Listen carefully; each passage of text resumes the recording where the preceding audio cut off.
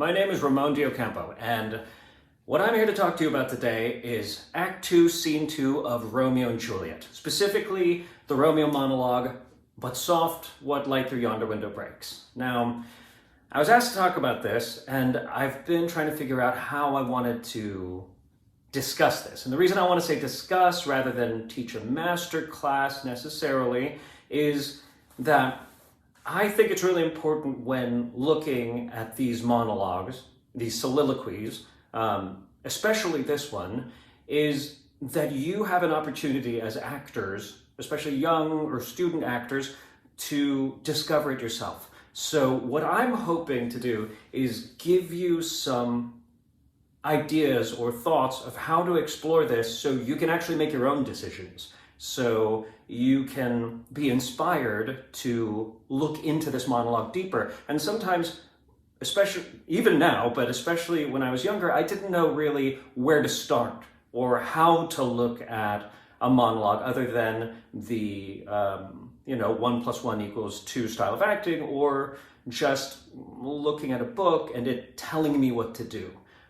So I don't know if I'm actually gonna accomplish that, but that's my hope, is not to necessarily tell you what to do, but give you hints and suggestions and thoughts that I have of this monologue that I think will go a long way to helping you also connect to this monologue.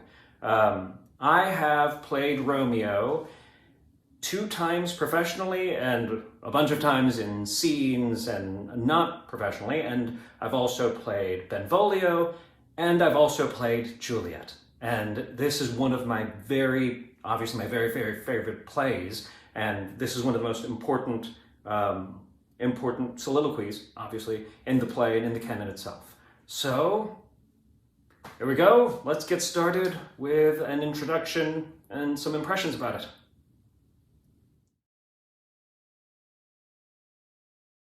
I just want to give you a little bit of insight into my particular process creating this video for you today. And what I'm looking at here is actually a music stand, and I've got a bunch of notes that I wrote.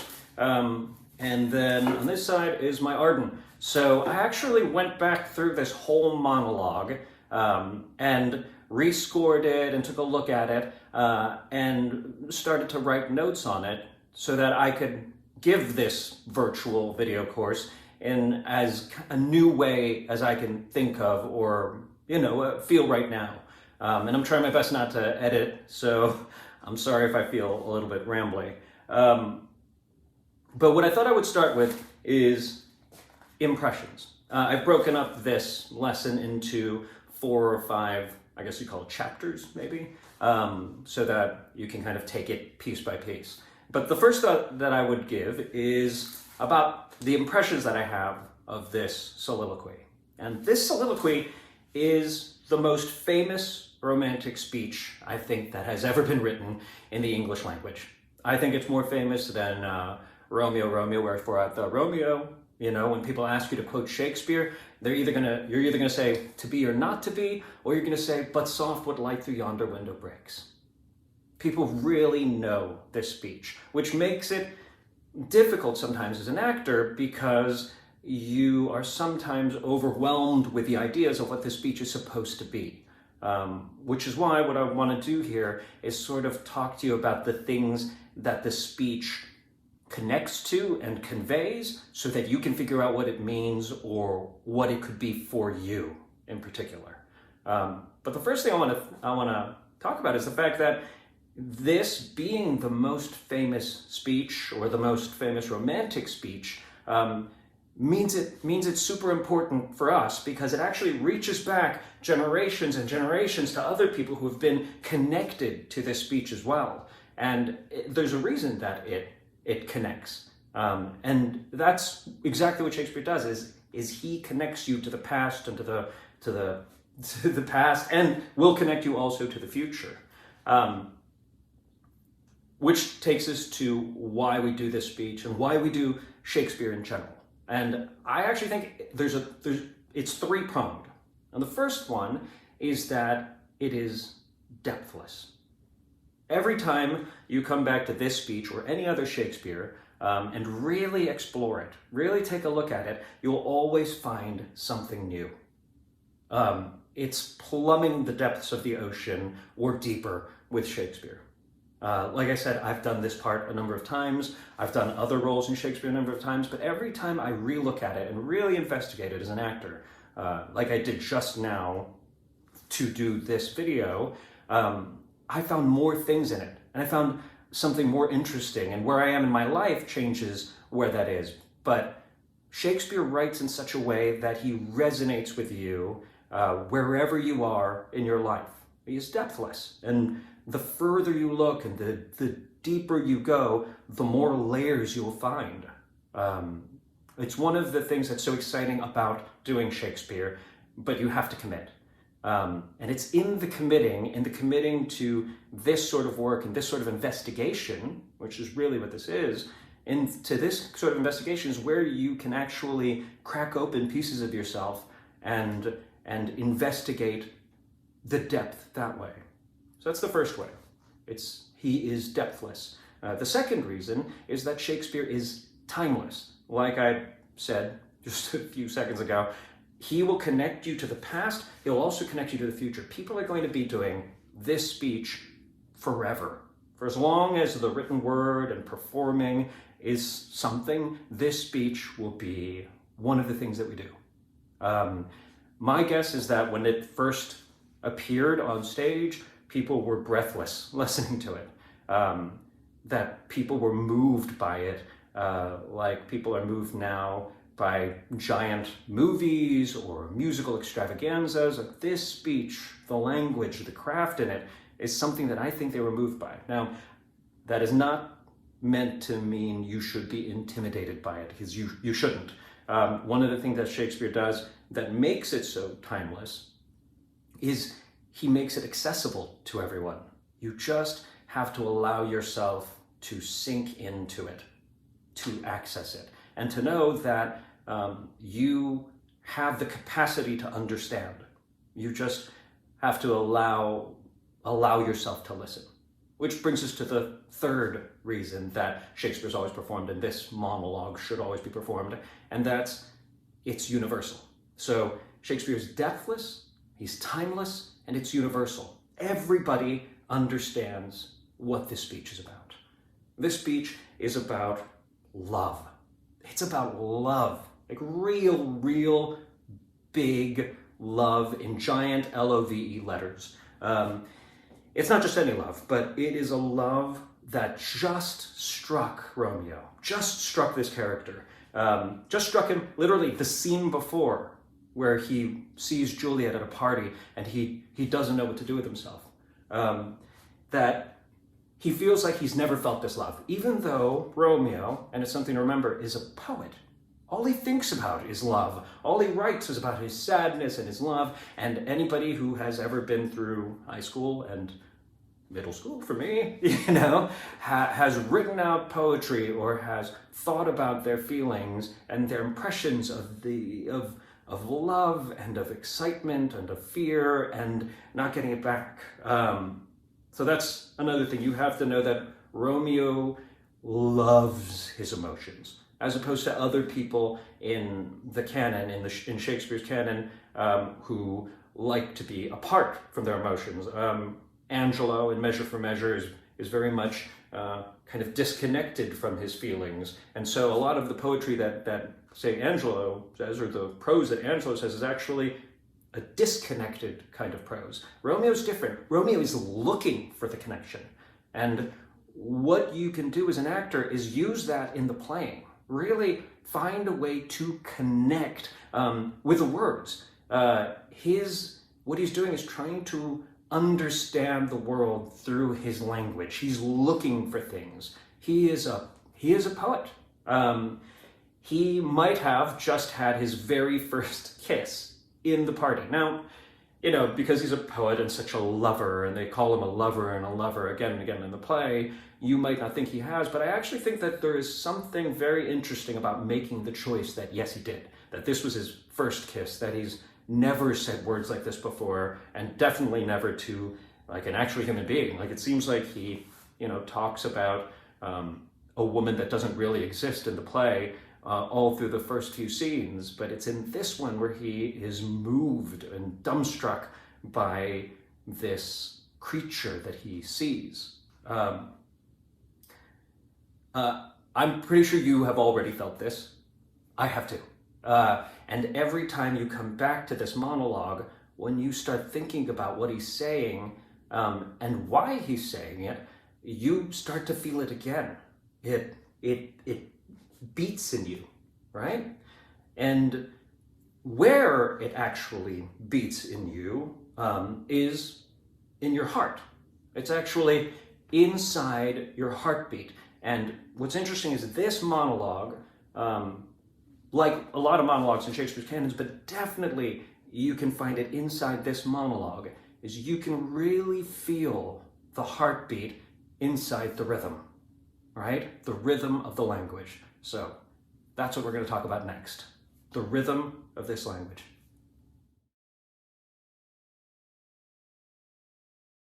So when we talk about rhythm and Shakespeare, and definitely this monologue, this soliloquy, we're talking about iambic pentameter, of course, and that is that ba-bump, ba-bump, ba-bump that Shakespeare writes to, right? That ba-bump, ba-bump, ba-bump is the rhythm of your heartbeat. It's how your heart pulses blood through your body. It is your pulse, ba-bump, ba-bump, ba-bump, ba-bump. And in this soliloquy, you hear it more than most others. You can hear it in To Be or Not to Be, you can hear it in some of those, but in this one, it's the heartbeat of love. Ba-bump, ba-bump, ba-bump, ba-bump, but soft what light through yonder window breaks. It is the east, and Juliet is the sun. Arise, fair sun, and kill the envious moon, who's already sick and pale with grief, that thou, her maid, art far more fair than she. Be not her maid, since she is envious. Her vestal livery is sick and green, and none but fools do wear it. Cast it off, it is my lady, oh, it is my love. Right? Now, I'm going to do my best through this video to not, speak the speech and tell you that this is how it's supposed to be done. I'm just trying to connect with you so you can find a way how you're doing it. So do not emulate that, and definitely do not do Shakespeare that makes you sound like you're skipping around a room. That's not going to be helpful. That doesn't get anything anywhere where nobody wants to see you be like, to be or not to be, that is the question. Whether no. Don't do it. But you can use the rhythm to discover why Shakespeare wrote like this. I know that some rappers, when they're crafting their work, they'll actually put down musical stanchions with beats. And I think Shakespeare did this too, where he put the beats down so that he knew the reasons why you're saying it on these beats and the reasons why he's going against them. And that's something you can learn while you're investigating this, right? That's something that you can use in your discovery. While you're looking into this monologue, you can figure out for yourself, why does Shakespeare do that, right? And it's inside of this heartbeat. And what's interesting about this heartbeat too is it's not a slow heartbeat. If you look at the language, it's not slow. It's not to be or not to be. That is the question, right? It's not. It is, but soft what light through yonder window breaks. It is the east, and Juliet is the sun. It pulses, I think it's no mystery why Shakespeare made them Italians. I think the idea that they're kind of Italian and passionate, and that is what this is. It's this passion, right? The blood of lovers. Like that's what Romeo is experiencing. That's what Shakespeare gives him. And it's consistent almost throughout the whole soliloquy. Although at the very end it's not, and I think there's a reason for that, right? But that's something also you can find. By using this as an actor, not only can you connect with that heartbeat, right? What is your heartbeat? What is it in you? In fact, I found every time I've done this part, I get nervous somewhere. And I've done it enough so that, you're not necessarily nervous because they're people, but Sometimes you are, sometimes you're nervous because they're people, but you can use that nerve, that energy to feed into this monologue, like gas in a flame, right? You can get nervous and go, but soft, what light through yonder window breaks? It is the east, and Juliet is the sun. Like you find it there. Although again, don't do it like that. I'll tell you why a little later in the video. The other thing you can do that's very interesting with thinking about this rhythm, not as just an intellectual idea, but an actual actor investigative tool for you, is you can even discover pronunciations. You know, this rhythm is one of the reasons why we know her name is not Juliet, right? It's Juliet. But soft, what light through yonder window breaks? It is the east, and Juliet is the sun. You can't go, it is the east, and Juliet is the sun. People would fall off their chairs. In the old days, I'm assuming. I'm assuming that there were really long chairs in Shakespeare's days, and during iambic pentameter things, everybody had to bounce to the side, and then they bounced back to the other side. So if there were too many lines, the last person would just fall off. But one of the things that we understand is that her name is Juliet, and that is one of the reasons why, is because of this iambic pentameter. Also, we know that the word is not, he is envious, it's envious, which actually is tighter, it's cleaner, and it fits in the scansion. It's not livery, it's livery, right? I have it here. Her vestal livery is but sick and green, and none but fools do wear it. Cast it off. It is my lady, oh, it is my love, right? The other thing that you can do with this, I'm only giving you little pieces because what I think you should do is take a look at the play, or take a look at this soliloquy, and think of it like that. Let yourself bounce a little bit. You're not going to perform it like that. You're not going to perform it like that. But let yourself bounce a little bit and find out what the meanings are when you actually do overpronounce some of that rhythm, when you do pronounce those bounces, right? For example, oh, it is my lady, or it is my lady, oh, it is my love, right? If you let that rhythm be in there, it is my lady, oh, it is my love. And what's interesting is, it's not, it is my lady, you know, it is my lady, oh, it is my love, right? And we're going to talk about this in the next part, but that actually gives you a hint to what is happening, right? If you say, cast it off, it is my lady, oh, it is my love, you miss the idea that maybe that is where she comes in, right? Maybe what happens is Romeo is looking up at the balcony, he sees a light come on, and he doesn't see her. He's just making it up because he's in love. Maybe the light is dawn breaking, and when she comes out, he's shocked, right? He's not doing a soliloquy to her, but to the sudden appearance of her. Then everything changes. Cast it off. She pops out. It is my lady. Oh, it is my love. And that's actually, you can only find that by investigating the rhythm. The other place that I noticed when I was looking at it is, oh, that I were a glove upon that hand, right? Oh, that I were a glove upon that hand. It's not, oh, that I were a glove upon that hand, because it would be like, as opposed to somebody else being a glove on that hand. No, it's, oh, that I were a glove upon that hand. Not a ring, not a bracelet, a glove. I want to be around that hand that's touching her cheek.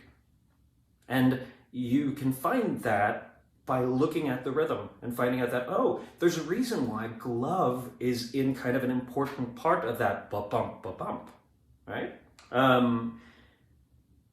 Also interesting is at the end of the soliloquy, the energy is totally different. And you can find this inside of the rhythm. At the end of the soliloquy, there are there are no periods, which is something interesting. And I don't always think punctuation is important to look at during Shakespeare, though it is. It has some importance, especially as like a clue or an investigative tool, which is what I'm trying to help you with.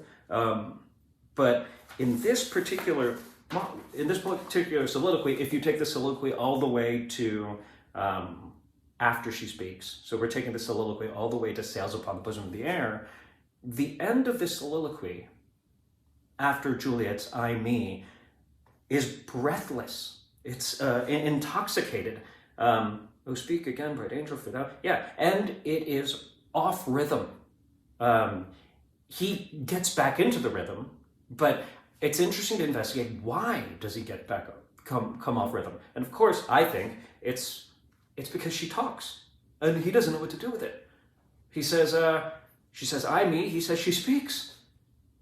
And then he goes into this non-stop single sentence. Oh, speak again, bright angel, for thou art as glorious to this night, being o'er my head as a winged messenger of the heavens unto the white, upturned, wondering eyes of mortals that fall back to gaze on him when he bestrides a lazy pacing clouds and sails upon the bosom of the air. I mean, I think the idea that you don't have enough breath is part of what makes him Romeo, right? I just did that right now and missed some of the words, but and I've seen different words. I've seen lazy puffing clouds, lazy pacing clouds, but even right now, and I know this speech, just kind of going through it, I run out of breath. But I also think that's Romeo. He is somebody that has more poetry than he has breath. And I think running out of breath or trying to gain that breath can also be more interesting than like just getting a bunch of breath to do it, right? Get breathless. Allow that breathlessness to be like the reason for speaking like that. I think Shakespeare does it intentionally. I think he wanted the actor at the end of it to not have enough breath to keep going, you know? Because the only thing you can do at the end of that 1, 2, 3, 4, 5, 6, 7-line sentence is take a very deep breath. And that's when Juliet starts speaking. Right at the end, right where he has had this enormous revelation, right? Right at the end of his intoxication. And that's when Juliet starts speaking. So what I want to talk about next, to help us understand where he's going and where she was and where these breaths come in and how it works, is I want to talk about the events.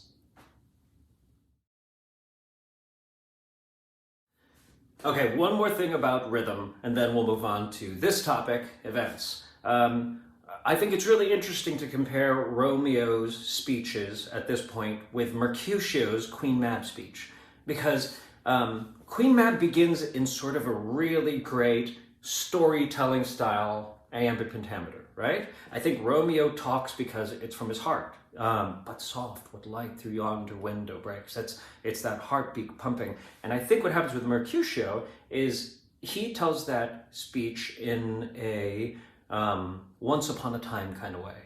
So I feel like where he starts that, oh, then I see Queen Mab hath been with you. She is the fairies' midwife. I mean, he goes into it as his speech to be poetic. But you'll notice at the end of Mercutio's speech, it goes everywhere. The rhythm is everywhere. And I think that tells you something about Mercutio's state of mind, you know, that maybe there is a little madness in him. Maybe he does get a little bit crazy. Maybe he is a little, you know, intense. There's something about Mercutio that is different from Romeo. And even his reason for speaking his iambic pentameter should be different from Romeo's. Where Romeo's is all heart, right? I think all heart. In fact, it's the heart that gets him in trouble. It's his heart, his passion, and how it is different from his mind and his intellect that gets him in trouble. Whereas Juliet, although she loves Romeo, right? Juliet is so smart. Juliet, if everybody did what Juliet said, if Romeo does what Juliet says, if everybody does what Juliet says, everybody would have been fine. You know, but Romeo's heart gets in the way. Juliet figures it out. Juliet looks around and thinks about the world and figures out, oh, we have this problem, and she actually susses it out, figures out a plan, and if everybody did that plan, everybody would be fine. Nobody died at the end of the play. They go live, in Vienna or something. I don't know. But they don't. So let us go on to the events. This soliloquy actually begins off stage. Now, it's going to be up to you whether or not you want to perform it so that it starts off stage, which you see all the time, or if you want to start with a but soft, right? It actually starts with, he jests at scars that never felt a wound. And I think it's really important to break down soliloquies and monologues by events or beats, you can say. But what's interesting is this actually has events. The beats are not just emotional, and oftentimes in monologues, beats are emotional, and you can just score a monologue based on, what sort of emotion he's going through. But this actually has events. Things happen inside the monologue, or things happen in the given of the world that affect the monologue. And the very first thing, like with any good acting you should think about, is where does he come beforehand, right? And the very first line is actually, he jests at scars that never felt a wound. So he's talking about Mercutio. And Mercutio has been making fun of him where he thinks Romeo might be watching. But Mercutio is making fun of him because, he thinks Romeo has his heart on his sleeve. He's making fun of him for being, such a lover, such a poet. Whereas all the rest of them are fighters and they're tough guys and they're basically a gang. But Romeo is just out there in love, and Mercutio is making fun of him. And Romeo comes in with this, he just scars that never felt a wound, which is a little bit of a tough guy stance, I've never been hurt like that. How would that affect me? That's what happens. And the next line is, but soft what light through yonder window breaks. Now, Romeo, remember, is coming out of a party on the wrong side of the tracks at the Capulet's house. So he's coming out of the party having been discovered, and he's inside their courtyard trying to sneak out, trying not to get in trouble, right? And a light comes on, and that's all that happens, right? I think. But soft what light through yonder window breaks, I think he's taking cover. I think he hears Mercutio, and then a light comes on, and he says, oh no, what's that? And he goes into hiding. But soft what light through yonder window breaks, right?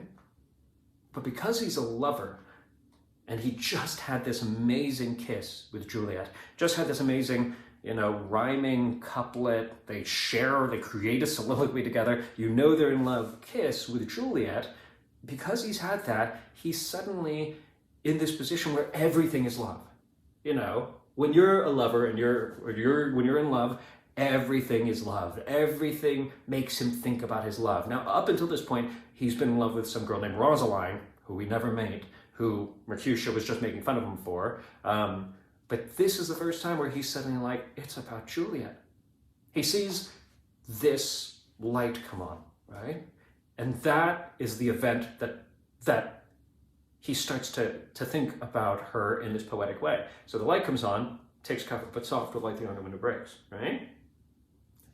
And then he clicks in, everything is love, everything is Juliet. It is the east, and Juliet is the sun. So the sun rises in the east, so he creates both the east and then her rising in the sun. Now, it doesn't say in the book whether or not she actually arrives there, but I don't think she does. I think there's something very interesting, of course, make your own choices, but I think there's something very interesting about the idea that she is not there yet. This is just him being poetic and letting you know how much he's into her. He sees her everywhere. He sees her like her eyes and or in the stars, everything. But at this point, he sees the light. He turns it into the sun, and he says, "That's what she is." Right. Then partway through,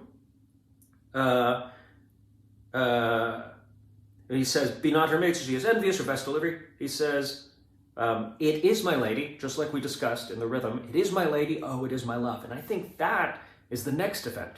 And in that event, she actually arrives onto the stage. And I think as an actor, there's something interesting about figuring out, what does that do to you? What is that discovery?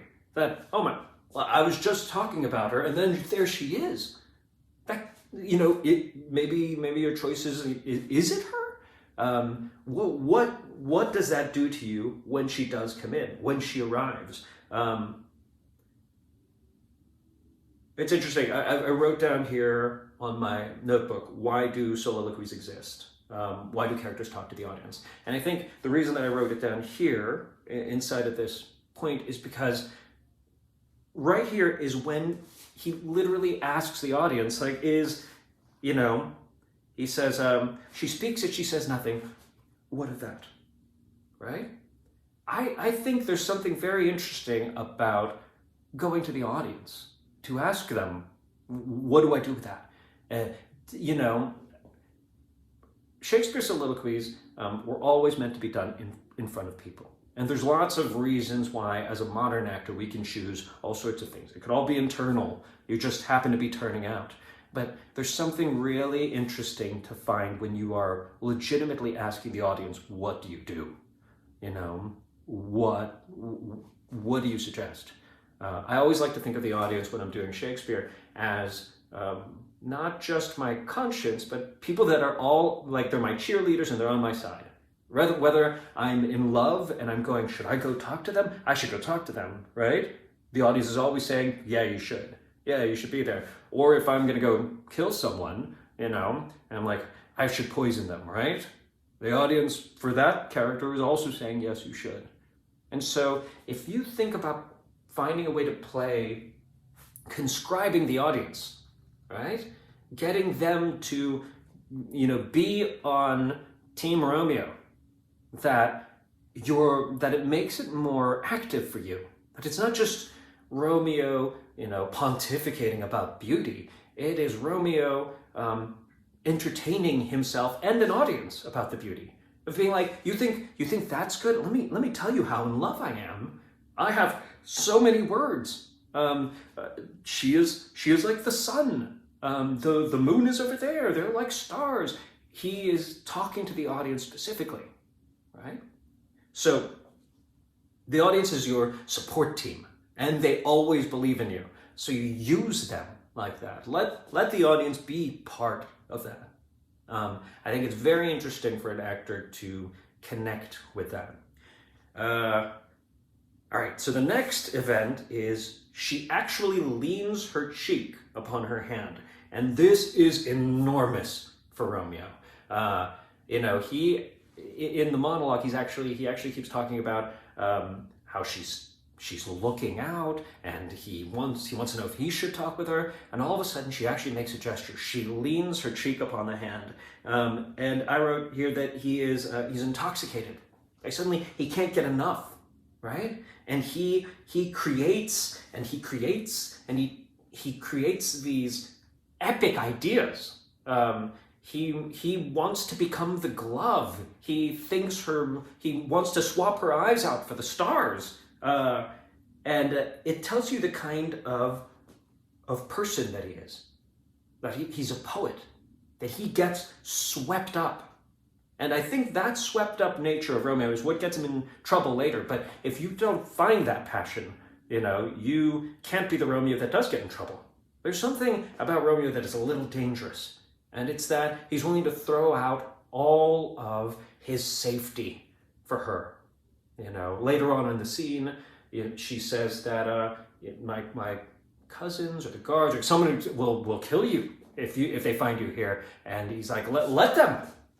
I can take it as long as I'm with you. And I think that starts here. His incredible infatuation. It also is not just infatuation. It's this deep love. It's this big feeling that he has for her that he has to figure out how to express. And finally, the last thing that happens in this monologue, and again, I'm taking this monologue all the way to Sails Upon the Bosom of the Air. The last thing that happens in this monologue is she speaks. And that's it.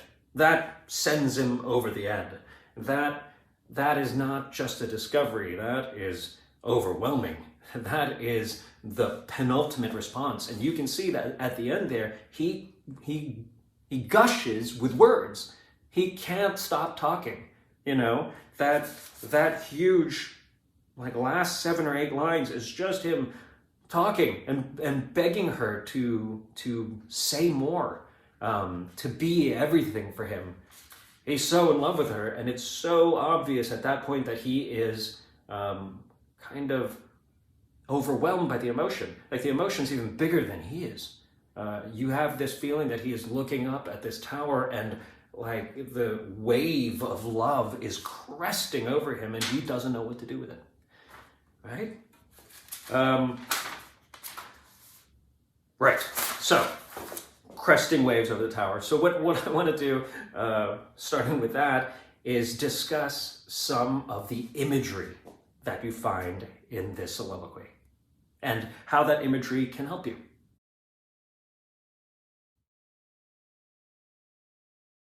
Imagery. All right, so we know that Shakespeare's a poet, so there's lots of imagery involved all throughout, Shakespeare's plays and his poems, but there's imagery involved through all poets, all poetry, right? Now, what I would suggest for you is that you use the imagery not just for the beautiful images that it conveys, but as a tool to help you get what you want, And what is it that Romeo wants? Sure, he definitely wants Juliet, but I think one of the things that he wants is to find the perfect crafted image, to find the perfect poetic phrase, and he never gets it, and he keeps looking, and maybe he tops himself. Maybe he doesn't like something. That's definitely for you to figure out. But he's looking, he's actually, searching for the right phrasing, for the right images that show him what he feels, right? They're always in Shakespeare, the imagery, but it means so much to Romeo. He is a poet, right? And why does he use imagery? For the same reason that we find ourselves talking too much. That we feel like we're not heard or understood. And there's something in Romeo where he feels like both he's not heard, he's not understood, and so he keeps searching for the right words. And he can't find them, and so he keeps going. And the more he feels, the more words that he needs to come up with, right? And some of that is he maybe feels like he's not understood to himself, or he maybe feels like he doesn't quite understand what this feeling is. This isn't like the poetic love that he's had before. This is a different kind of love. This is a bigger kind of love. He doesn't speak like this before in the play. Even when he talks about Rosalind or these little crafty bits of love, he doesn't. It's this. This is where, in this monologue, this is where it starts to come out. This is where you really feel the presence of Romeo's giant creative mind, for sure, but passionate beating heart and purposeful beating heart. His imagery is not accidental. Romeo is creating. Now, what does that mean as an actor to you? What does it mean as an actor to you?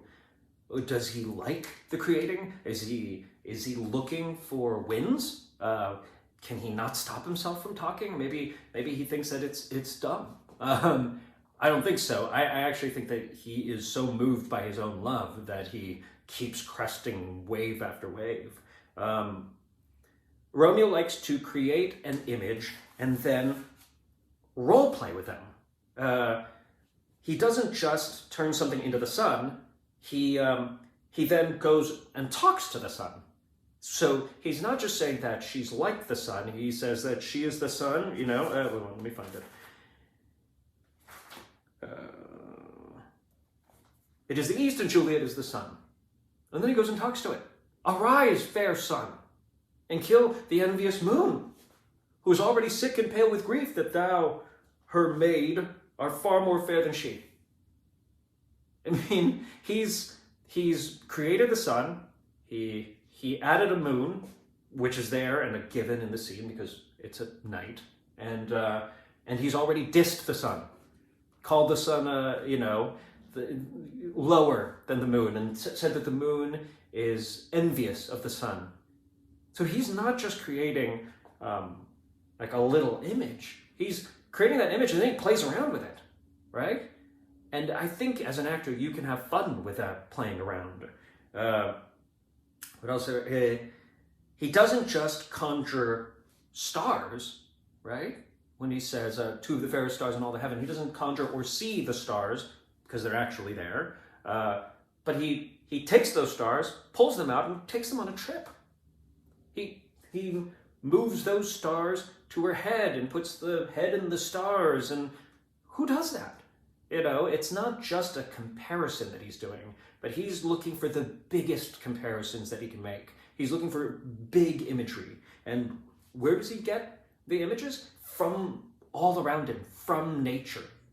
And that tells you something about Romeo too, about how he's connected or how he observes, right? It's night, he sees the moon, so if she sees the moon, she must be the sun. If he sees stars, she's better than the stars. They're beautiful stars, but she's better than the stars. So what I would say is, as an actor, use the imagery without getting bogged down. Find a way that you can use that imagery so that you are actively pursuing better and better images, or you're looking for what image will come next. You're discovering the images rather than turning it into, just rote poetry about the beautiful sun and the moon and the stars. Because that way you lose the idea that he is this humanity, this beating heart, right? So I always think that it's interesting to find out in Shakespeare what those images is, because the more specific you are, the more you understand how to play through them. So you set up these ideas, these understandings, and then you move through them. Use that imagery as part of you connecting further on to Romeo, rather than just demonstrating the images. Right, be active. Find yourself inside of the location. Find yourself inside, where Romeo is.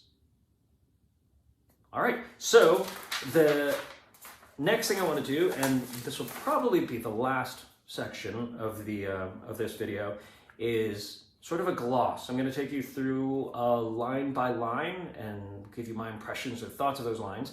And the reason I'm doing this at the end is I'm hoping that maybe I make some discoveries that we can create some rhythm and stuff inside here where I can find out what it means to me right now. But also because as much as this is important, the finding out what the lines are, it's more important to find out what they are to you. So here's a little glossing. Okay, so last but not least, of course, we're going to do what some people call a gloss, or really just a line-by-line investigation into this. Now, the reason that I wanted to do this at the end rather than at the beginning of the process of making this video is that I wanted to see if, by doing it at the end, you and me as well can discover all of the different things that we've talked about, the rhythm, the imagery, the events, the beats, while we're looking or investigating this gloss, right? But remember, everything that we're doing here, and another reason why I wanted to do this last, is finding a tool for you as an actor to clarify this monologue, to turn it into something that you understand, not outside of yourself, but personally, as a connected and a personal part of you. Part of that is understanding what all the language means, right? So, here we go. I also don't have many notes for this one because I wanted to see what we get or what I get discovering this while teaching. So He just has scars that never felt a wound. We spoke about that, and that is Romeo, kind of, giving the elbow, the shoulder to Mercutio, who's somewhere else making fun of him. Romeo is walking through the garden, as are given. He's left the Capulet house. He's left the party, and now he's outside. He's walking through ground that he's not supposed to be walking through, and he sees a light go off on a window. But soft, what light through yonder window breaks? And because he's a lover, and he just had this experience with Juliet, everything is love, he creates this image. It is the east. And maybe he says it is the east because that's where the sun rises. And maybe he says it because he also sees the moon. Like maybe that tells us what time of night it is. It is the east, and Juliet is the sun. And you can get some of that with the rhythm. What light through yonder window breaks? It is the east, and Juliet is the sun. Right? So it's not, and Juliet is the sun, and Juliet is the sun. Arise, fair sun, and kill the envious moon. So now he's talking to the sun.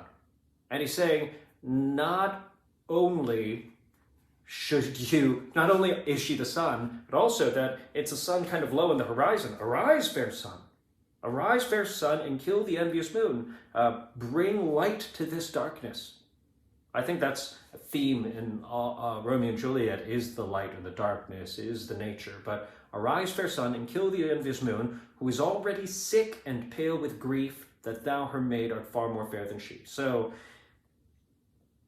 who's already sick and pale with grief, that thou her maid art far more fair than she. So he's already saying that the moon, that the sun works for the moon, and that the moon is already really sad because the sun is prettier than it. So he's saying that Juliet is prettier than the moon, is more beautiful than the moon. And definitely that imagery of the gorgeous moon or being something perfect in the sky is all prevalent through Shakespeare. Be not her maid, since she is envious. Her vestal livery is but sick and green, and none but fools do wear it. Be not her maid, since she is envious. Don't work for her. Don't work for the moon. She's envious. Her vestal livery is sick and green. The clothes she wears is sick and green. Now, green, unsurprisingly, is the color of envy. Everybody gets green with envy, or at least that's a saying that we understand, right? You're green with envy. So her vestal livery is sick and green, and none but fools do wear it. Only fools wear that stuff. Don't work for her. Cast it off. Cast off your burdens. Cast off your uniform, the uniform of the people who work for the moon. Cast off the maiden's uniform. Cast it off, right? Now what happens here is that probably Juliet shows up. So while Romeo is out there pontificating about the moon and the stars, the sun, he looks up and suddenly out this window, out this balcony, she actually shows up. So he says, her vestal livery is but sick and green, and none but fools do wear it. Cast it off. It is my lady. Right? It is my lady. We get that from the rhythm. It is my lady. Oh, it is my love. And I think that O is really interesting. And it's not always important to say actual O in Shakespeare, but it is a feeling. It is my lady. Oh, it is my love. You know, it reiterates that it's not just the person that I know, but it is my love. That is the Juliet that I just fell in love with minutes ago. And this pushes him into the next discovery. Oh, that she knew she were. Oh, that she knew she were. Right? Oh, that she knew she were. That's an interesting thing. Oh, that she knew she were. That's something that would be great to talk to the audience about. Not, oh, that she knew she were, but maybe there's something rhetorical, you know, where you talk to the audience, you say, oh, that she knew she were. And it tells you what's happening with Juliet. She speaks, yet she says nothing. What of that? Now, maybe Juliet is mumbling but mumbling to herself. Now we know that she's actually launching into the Romeo monologue soon, so she's thinking to herself, but nothing is coming out of her mouth. So I think what's interesting is he doesn't accept that she's just mumbling to herself. He needs it to be something poetic. She speaks, I can't hear it. It looks like she's just moving her mouth. She speaks, but she says nothing. And then immediately he goes into poetry. Ooh, what of that? What is a good poetic imagery that can, let's see, we did the sun, we did the moon, what of that? Why, maybe it's why. Maybe that what of that is, why is that? Maybe the what of that is, what is my thoughts about that? What is the poetry of that, right? Next line is, her eye discourses. I will answer it. Discourse, you guys are smarter than me, but I think it took me years before I realized discourse meant, discussion. He's saying that her eye is literally having a conversation, right? Or at least that's how I see it. He's saying her eye discourses. Her eye is talking to someone. Just her eyes, she's not saying anything, but her eye is having a discussion. And I think he follows that eye. Where is it having a discussion? With the stars. That's what it is. Her eye discourses. He says, I will answer it. And immediately he stops himself. No, I can't answer it. I am too bold. Right? That's the next line. Her eye discourses, I will answer it. No, I am too bold. And there's something interesting there because it tells you that although Romeo is passionate, he's not yet that brave. He gets braver in like 2 more pages. But right here, he's not ready yet. He is still admiring her beauty, right? Her eye discourses, I will answer it. I am too bold. It is not to me, she speaks. So, what I just thought about there is that I am too bold could also be, I am not worthy, right? I am not kingly enough. It's not me she's speaking to, but she's speaking to someone bigger than me. And what he lands on is 2 of the fairest stars. So if she's there and she's looking up, oh no, I'm too bold. I'm not a star, and that's it. She is speaking to these stars, and she says it here. He says it here. I'm too bold. 'Tis not to me she speaks. 2 of the fairest stars in all the heaven, having some business, do entreat her eyes to twinkle in their spheres till they return. So it's a really interesting image, and when you first investigate this, it's not easy to understand what is happening, right? 2 of the fairest stars in all the heaven, having some business, do entreat her eyes to twinkle in their spheres till they return. So what's happening here is his imagery is saying that 2 of the most beautiful stars are talking directly to her eyes, directly to her eyeballs, as if her eyeballs were people and the stars became people, and the stars look over there and entreat her eyes to twinkle in their spheres. So back then, the idea was planets and stars existed inside these spheres, right? These spheres in the heaven, and it's all over language where the spheres and so it's almost like a seat in heaven where the star actually sits. So there's the sphere, there's the star in the sphere. So what Romeo is saying is that her eyes, which are also spherical, right, are entreating the stars, or the stars are actually entreating her eyes to swap with them, which it took me a while looking at it to really get that they're actually coming out and being like, hey, I got some business to do on the other side of the world. Would you mind twinkling in our chairs, in our spheres, till we get back? Because basically we're going to just leave a hole up there. So it'd be really nice if your eyes would come over here and do it. So he creates this whole, it's one of the things I love about Romeo, he creates this whole scenario. 2 of her fairest stars in all the heaven, having some business, do entreat her eyes to twinkle in their spheres till they return, right? And then he goes further with the next line. What if her eyes were there, they in her head, right? And that, because it's what if her eyes were there, they in her head, oftentimes what can happen is you can get lost thinking that he's saying, what if her eyes were there, they in her head, meaning her eyes that are in her head.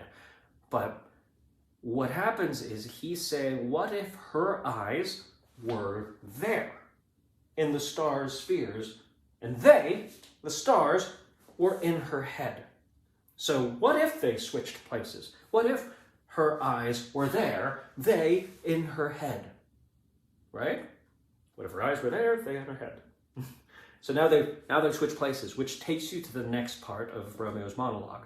The brightness of her cheeks, so now her eyes are there, they in her head, right? The brightness of her cheeks inside her head would shame those stars that switch places as daylight doth a lamp.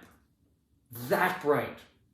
So bright that a lamp wouldn't stand up to daylight with the amount of brightness her cheeks would have to those twinkling stars. Remember, the sun is a star. So he's saying she's even brighter than that.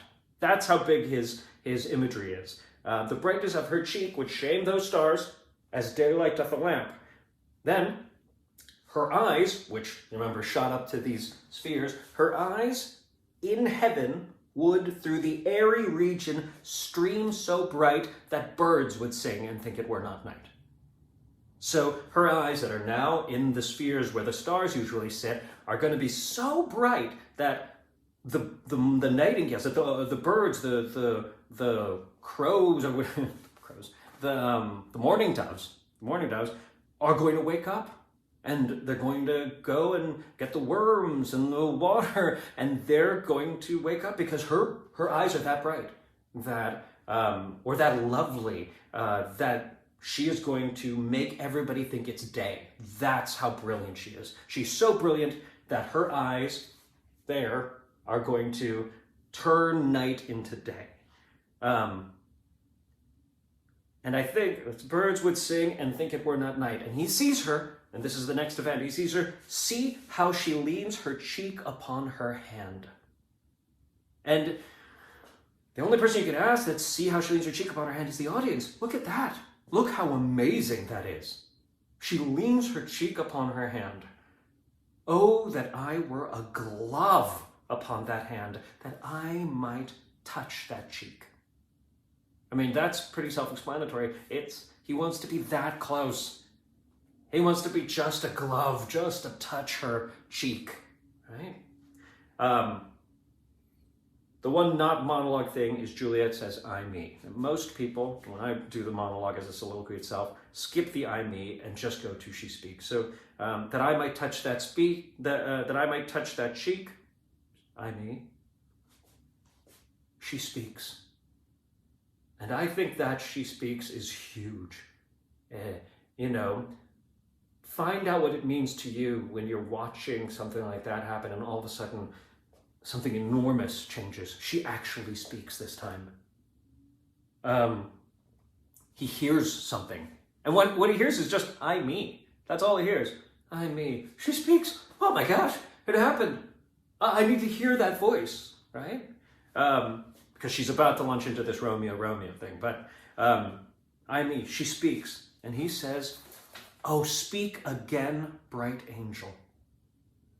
And he calls her an angel. He calls her an angel like Cupid, which comes later. Oh, speak again, bright angel, for thou art as glorious to this night being o'er my head as is a winged messenger of heaven. A winged messenger of heaven is angel. So you're as beautiful being over my head, which literally means the height of the balcony. Thou art more glorious to this night being over my head as is a winged messenger of the heavens, also over my head, unto the white upturned wondering eyes of mortals.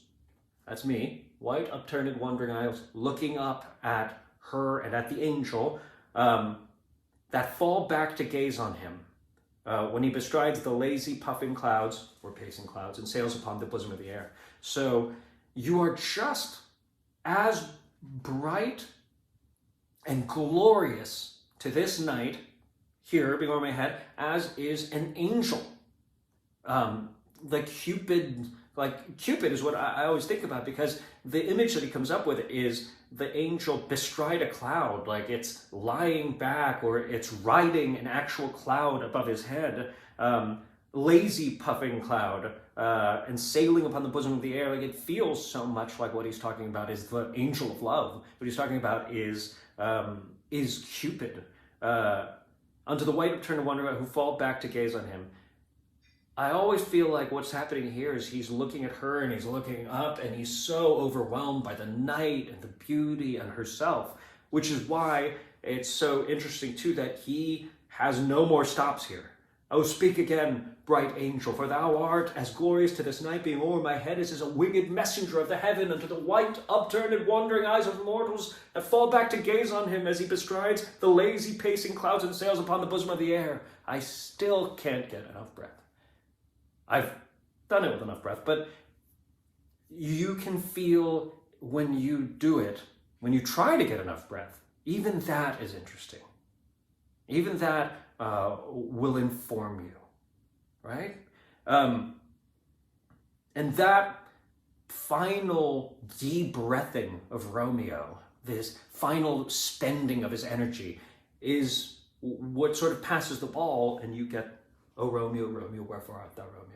You get the next part of this love story.